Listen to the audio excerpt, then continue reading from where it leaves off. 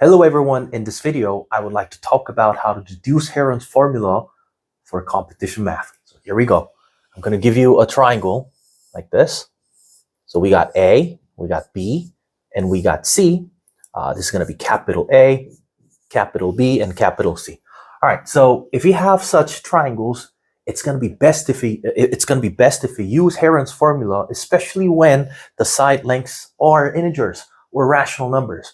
If you get some like irrational numbers, especially radical numbers, it's going to be best if you use Pythagoras in order to compute the height and get the corresponding area. But that being said, here's how we use it, okay? So step number one. You got to find first something called the semi-perimeter denoted as S, and you can see why it's called S, because it's semi-perimeter.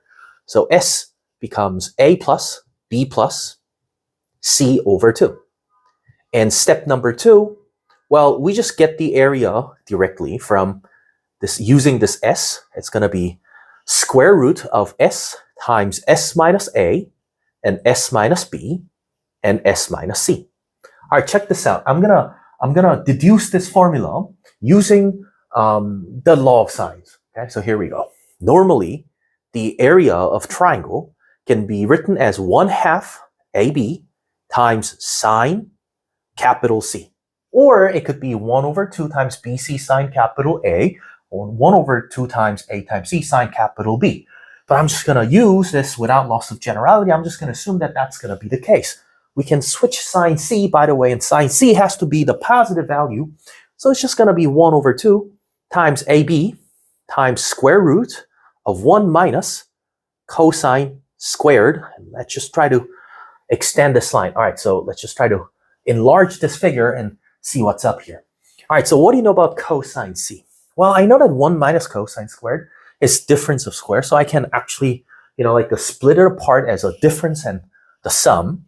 So I would say I can rewrite this as 1/2 times AB times square root, oh, this is going to be tough, 1 minus cosine C and 1 plus cosine C. All right, so that being said, I know from this line cosine C is going to be in fact 2AB, A squared and plus B squared minus C squared.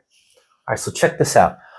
Whew, this is going to be tough. 1/2 times A times B, and we have square root. All right, so 1 minus cosine C. Okay, so we have 1 minus A squared and B squared. Just try to use this pen. Minus C squared divided out by 2AB. And we also have 1 plus A squared and B squared minus C squared divided out by 2AB. All right, we have an integer and we have some fractions. Probably it's going to be best if we change an integer form into a fractional form. Okay, so that being said, we still have 1/2 AB times square root. All right, so don't forget about the square root. We have 2AB down here. So probably it's going to be C squared minus A minus B squared, because it looks like negative A squared and plus 2AB minus B squared. So it looks something like this. And I would say we have 2AB in the bottom. And of course, I got to multiply this out by, well, that's just going to be A plus B squared minus C squared divided out by 2AB. All right, so here we go. We got AB out there, we got A and B like this, and I got A and B like that. And we got a square root of AB that has appeared twice, square root of AB that has appeared, exactly twice inside the radical sign, and I got AB. Probably I can cancel out those AB and all of these terms all together, okay? Now imagine that 1/2 goes inside the radical symbol, and that turns out to be 1/4. All right, so that means that we can switch this into square root of C squared minus A minus B squared over 4 times, I can also rewrite this as A plus B squared minus C squared divided out by 4. Okay. All right, so we know that these are difference of squares.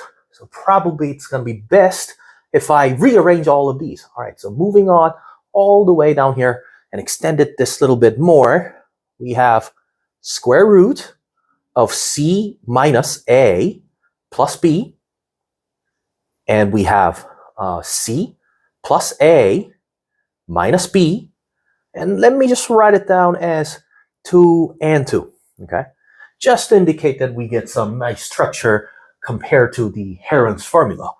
And I have another extended form. Okay, so I got extra line out there, and I got extended all the way through. We have a plus b plus c times a plus b minus c, 2 and 2.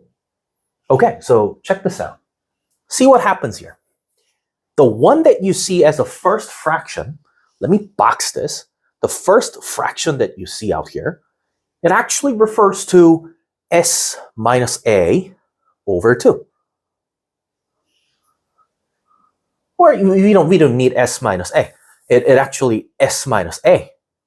Well, let's just try to see whether it works. Okay, so that becomes a plus b plus c over 2 minus a.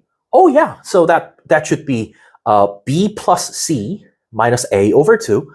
Yeah, it's not s minus a over 2. It's got to be s minus a. But what about this expression down there? And I would say you can expect it from, the first example. You can check that that's going to be s minus b.